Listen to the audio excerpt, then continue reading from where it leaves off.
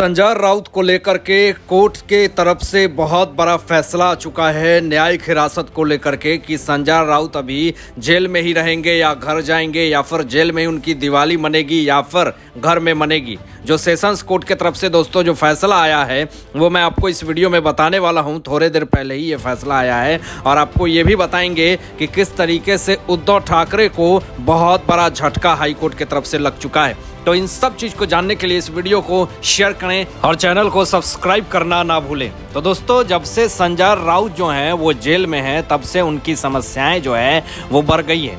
वो सोच रहे हैं कि कैसे मैं जेल से बाहर निकलूं, मेरी न्यायिक हिरासत कब खत्म होगी। इसके लिए ये बार बार जो हैं वो कोर्ट के चक्करे लगा रहे हैं, चाहे वो इनके भाई हों या फिर इनकी पत्नी हो, सब इनके आगे पीछे घूम रहे हैं, इनके वकील आगे पीछे घूम रहे हैं। लेकिन सेशंस कोर्ट में जिस तरीके से दलीलें दी गई है इन्फोर्समेंट डायरेक्टरेट के वकील के तरफ से, ऐसी स्थिति में तो साफ तौर पे पता चल रहा है कि संजय राउत की जमानत याचिका जो है वो लटकने वाली है। लेकिन आपको बताएं दोस्तों कि यहाँ पे बड़ा फैसला बड़ा जो है अपने आप में निकल करके सामने आ गया है कि जो मामला है संजय राउत को लेकर के पात्रा चौल स्कैम मामले में पिछले दिनों भी काफ़ी ज़्यादा कोशिश करी थी संजय राउत ने कि किसी तरीके से ज़मानत मिल जाए, लेकिन इनको ज़मानत नहीं मिल पाया। और आज 21 अक्टूबर है और आज के दिन ही संजय राउत को जमानत मिलने की डेट थी। तो इसमें सुनवाई चली और संजय राउत को काफ़ी ज़्यादा उम्मीदें थी कि आज कहीं ना कहीं जो है वो मुझे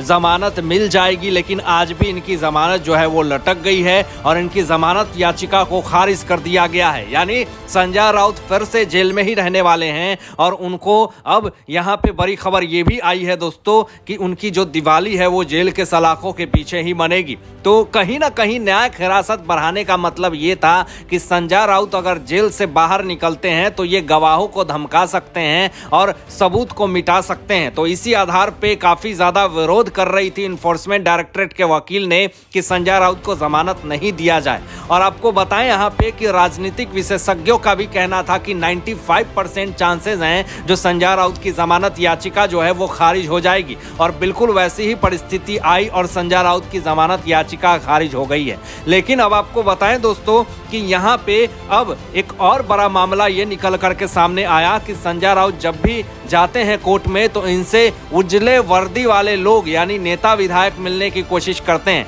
तो इस पे पूरी तरीके से निगरानी रखी जा रही है कि आखिर संजय राउत से कौन मिल रहा है। एकनाथ खड़से जो हैं वो इनसे मुलाकात करते हैं और गुप्त रूप से गुप्तगू बातें करते हैं। तो ये चीज़ें पुलिस को निगरानी में रखी गई और इनके ऊपर हमेशा कैमरा लगाया गया। उन पे फोन टैपिंग चल रही थी कि संजय राउत किसी से बातें ना करें और अगर बात करें तो क्या बात कर रहे हैं इसकी भी जांच और इसकी भी पूरा जो है उल्लेख होनी चाहिए। तो इसके लिए पुलिस काफ़ी चौकन्ना है और निगरानी जो है वो जोर शोर से हो रही है कि संजय राउत कोई खुफिया प्लान न बना ले और कहीं कुछ ऐसा न बयान दे दें जिससे कि फिर से महाराष्ट्र की सत्ता में हड़कंप मच जाए। लेकिन दोस्तों अब आपको यहाँ पे और एक बड़ी खबर ये बता दें कि उद्धव ठाकरे खेमे को भी बड़ा झटका लग चुका है। अब उद्धव ठाकरे के जो जिस तरीके से झटके पे झटके लग रहे हैं और ऐसी स्थिति बन गई है कि सारे मंत्री विधायक इनको छोड़ करके जा रहे हैं। अब हाईकोर्ट की तरफ से उद्धव ठाकरे को ये झटका लगा कि ये एक कार्यक्रम रखना चाहते हैं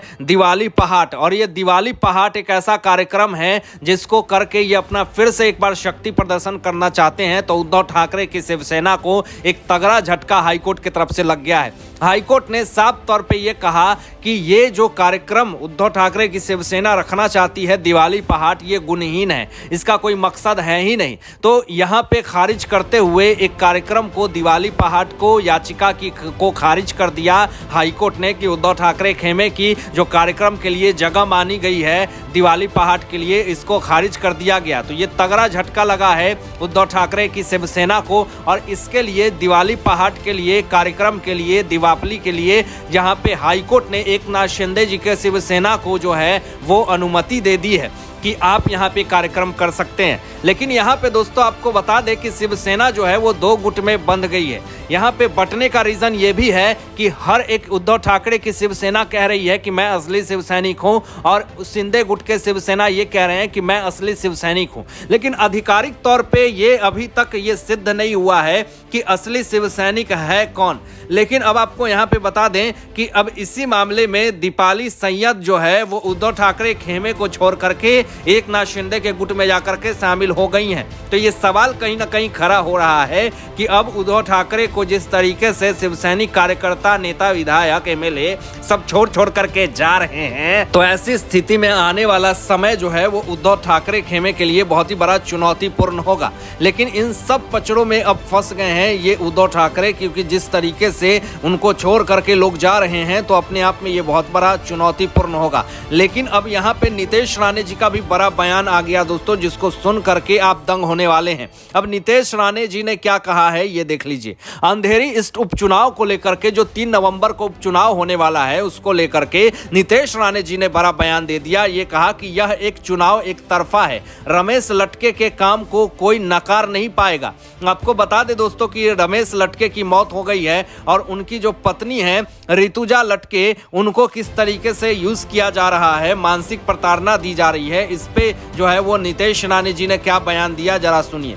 उन्होंने कहा कि आंगनवाड़ी जाते समय हवाई अड्डे पर मुझे मातोश्री में किस तरीके से रमेश लटके का अपमान होता था, उन्होंने मुझसे शेयर किया था, मुझसे बातें करी थी और उन्होंने कहा था कि उद्धव ठाकरे जो हैं वो मेरा अपमान करते हैं। रमेश लटके ने कहा था नीतीश राणे जी को, और ये भी कहा था कि फोन का जवाब भी नहीं देते हैं उद्धव ठाकरे और ना ही मिलते हैं। जब कोई व्यक्ति जीवित होता है तो आप कीमत नहीं चुकाते हैं और फिर अपनी गंदी राजनीति के लिए परिवार का इस्तेमाल करते हैं। नीतीश राणे जी ने यह बहुत बड़ा बयान दे दिया और आगे नीतीश राणे जी ने दावा किया था कि अगर रमेश लटके आज जिंदा होते तो एकनाथ शिंदे जी के साथ खड़े होते। ऋतुजा लटके पर मानसिक प्रताड़ना के आरोप बोलते हुए उन्होंने कहा कि उद्धव ठाकरे और उनके परिवार ने सबसे ज्यादा मानसिक प्रताड़ना दी है, इसके कई प्रमाण हैं। मेरे पास आदित्य ठाकरे को बहुत ज्यादा म्याऊं म्याऊं करने से रोकने के लिए सभी दवाएं हैं। तो ये बहुत बड़ी बयान जो है वो दे दिया है नीतीश राणे जी ने, और इस बयान के बाद तो काफी ज्यादा सियासत में घमासान मच चुका है। लेकिन दोस्तों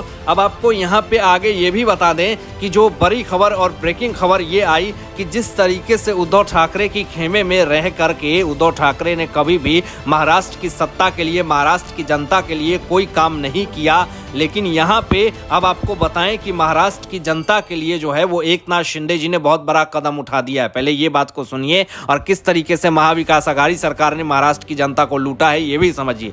यहाँ पे एकनाथ शिंदे जी ने ऐलान किया है कि 964 करोड़ रुपए की कर्ज माफी करेंगे एकनाथ शिंदे जी। भू विकास बैंक से कर्ज लेने वाले किसानों का कर्ज माफ करेंगे एकनाथ शिंदे जी। 7 लाख लोगों का जो है वो कर्ज माफ करेंगे एकनाथ शिंदे जी। और उन्होंने ये कहा कि जितने भी लोग आत्महत्या कर रहे हैं उनको रोका जाएगा और उनके लिए हमेशा सोच विचार किया जाएगा। ये बहुत बड़ा ऐलान किया। लेकिन दोस्तों यहाँ पे रोहित पवार जो कि शरद पवार के पोते हैं और एनसीपी विधायक हैं, ये जो है भाजपा के विधायक राम शिंदे ने एनसीपी विधायक के ऊपर आरोप लगाया कि बारामती एग्रो लिमिटेड में बड़ा घोटाला किया है। रोहित पवार ने इनके ऊपर सीबीआई और ईडी की जांच की मांग की है और इसकी सिफारिश जो है वो देवेंद्र फडणवीस जी और एकनाथ शिंदे जी से करी है और रोहित पवार के ऊपर अब जांच बैठेगी, ऐसा आदेश है।